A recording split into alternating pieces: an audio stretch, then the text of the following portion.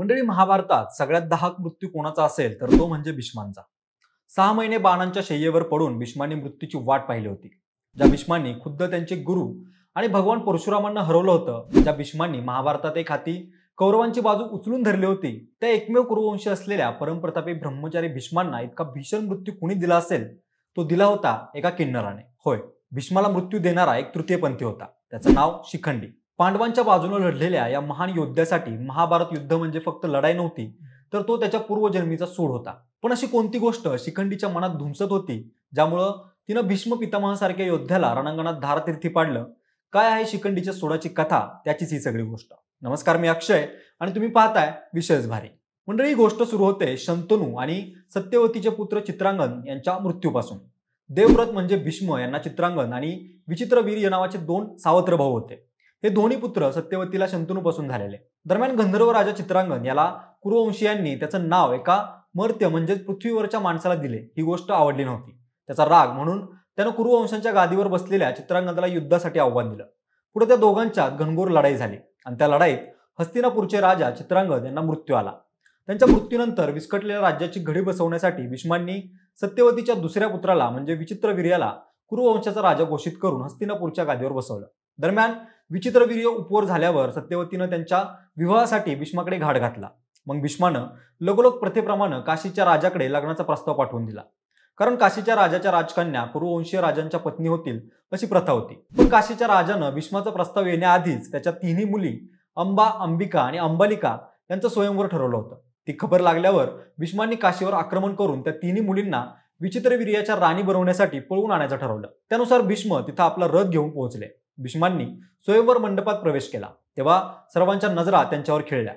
त्यांना तिथं पाहून जमलेल्या राजांमध्ये उपवासाची कुजबूज सुरू झाली. काही राजे म्हणाले, या देवव्रताकडे पहा, पक्का ब्रह्मचारी असून या 3 सुंदर राजकन्यांच्या स्वयंवराला हजर राहिलाय. जाऊ द्या, निसर्गाच्या नियमांना कोण अडवू शकणार? ऋषींचंही तप भंग करतील असं या राजकन्यांचं सौंदर्य आहे. पित्याचं समाधान करण्यासाठी त्यानं घेतलेली शपथ तो विसरलेला दिसत आहे. यातली एखादी राजकन्या आपलीही निवड करील या आशेवर तो आलेला आहे की काय? पण आमच्यासारखे राजपुत्र या स्वयंवराला हजर असताना तारुण्याचा भर ओसरलेल्या या माणसाकडे कोण पाहणार? त्यानंतर विजेचा कडकडाट व्हावा असा भीष्मांचा आवाज तिथे जमलेल्या राजपुत्रांच्या कानी पडला. त्या राजपुत्रांना उद्देशून भीष्म म्हणाले, होय, मी स्वयंवरासाठीच आलेलो आहे. या राजकन्यांना घेऊन मी हस्तिनापूरला जाणार आहे. त्या कुरु घराण्यातल्या राण्या होणार आहेत. माझा भाऊ कुरुसम्राट विचित्रवीर्य याच्याशी त्यांचा विवाह होईल. तुमच्याकडे हिंमत असेल, शौर्य असेल तर तुम्ही त्यांना माझ्या ताब्यातून सोडवू शकता. तुमच्यापैकी कुणाशी युद्ध करण्यासाठी माझी तयारी आहे. तेवढं बोलून भीष्मांनी त्या राजकन्यांना आपल्या रथात बसवलं. ते पाहून सगळे राजे राजपुत्र रागावले.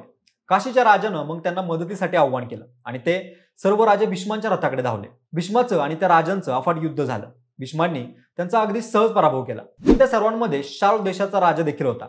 त्याच्या शौर्याची ख्याती सर्वदूर पसरलेली होती. तोही त्या स्वयंवराला उपस्थित होता. तो पुढे झाला आणि त्याने भीष्मांना युद्धाचं आव्हान दिलं.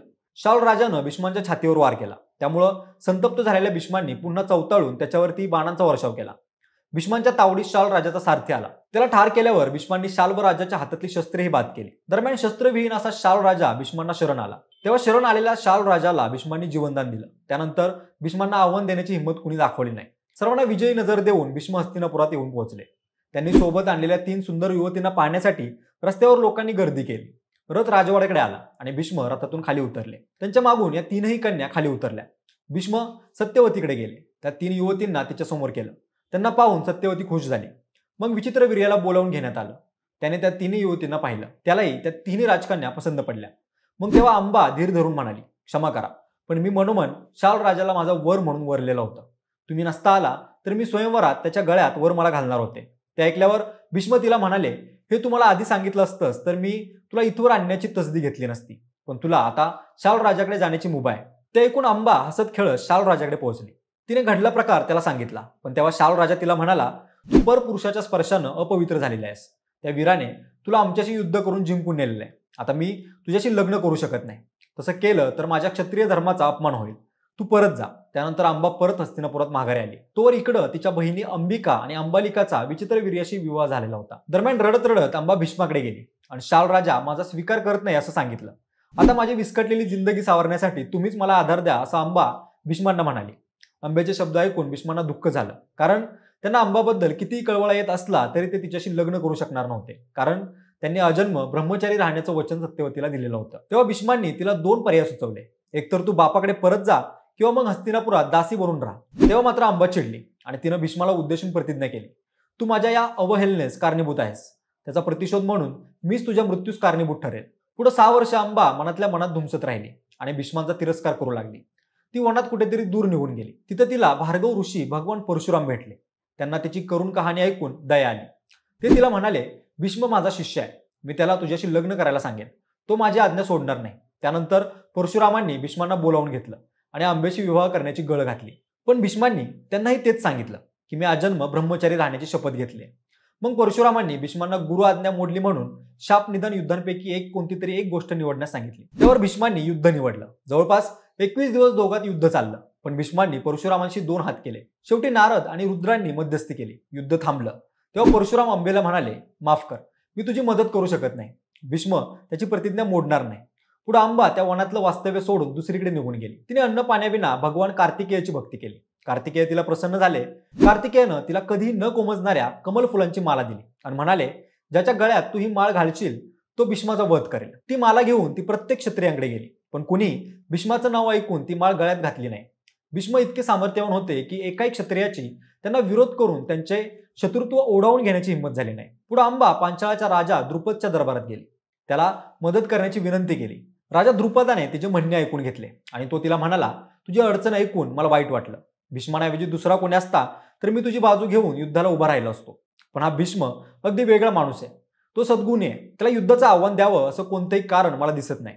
माझा नाईलाज आहे. त्यानंतर अंबाने द्रुपदाच्या दरबारातील एका खांबाला कमल पुष्पमाला गुंडाळली. हे पाहून राजा भ्याला.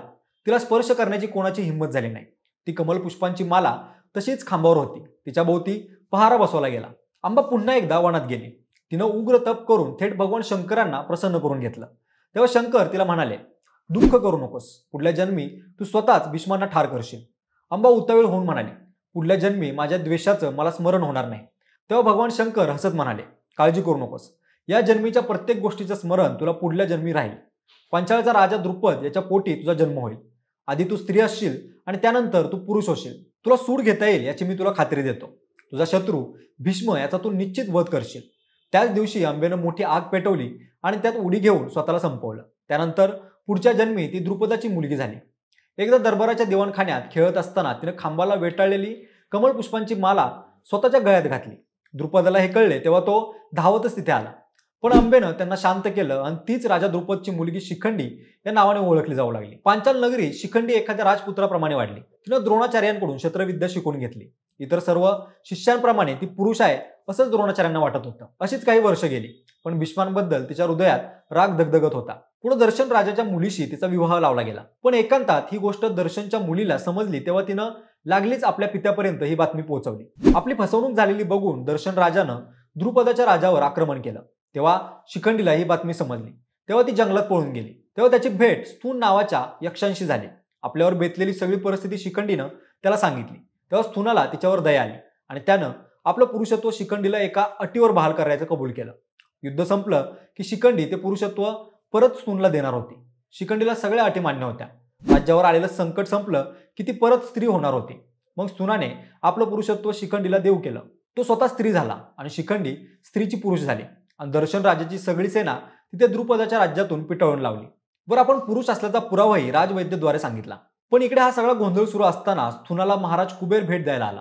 पण स्थून काही स्त्री अवतारात त्यांच्या स्वागतात जाऊ शकला नाही म्हणून ते क्रोधित झाले. पण जेव्हा त्यांना सगळी परिस्थिती समजली तेव्हा त्यांनी स्थूनाला अजन्म स्त्री म्हणून राहण्याचा शाप दिला. पण राग शांत झाल्यावर स्थूनाची त्यांना दया आली आणि त्यांनी जेव्हा शिखंडीचा मृत्यू होईल तेव्हा तुला तुझा पुरुषत्व परत मिळेल असा उशाप दिला. आणि त्यानंतर काही दिवसातच महाभारताच्या युद्धाला सुरुवात ही झाली. युद्धाच्या 10व्या दिवसापर्यंत भीष्माच्या नेतृत्वाखाली कौरवांचे पारडे जड भासत होते. त्यांच्यासमोर कुणी टिकत नव्हतं. अजून 2 दिवस जर भीष्म असेच लढले असते तर कौरवांचा विजय निश्चित होता. कुठलाच योद्धा त्यांच्यासमोर टिकला नाही. तेव्हा शिखंडीला त्यांच्यासमोर उभे करण्यात आलं. शिखंडीच्या जन्माचं रहस्यही भीष्माला माहीत असल्याचं कृष्ण जाणून होतेच. शिवाय ते कुठल्या स्त्रीवर हत्यार उचलत नसल्याचं सर्वांना माहीत होतं. म्हणून मुद्दाम श्रीकृष्णानं ही गोष्ट घडवून आणली.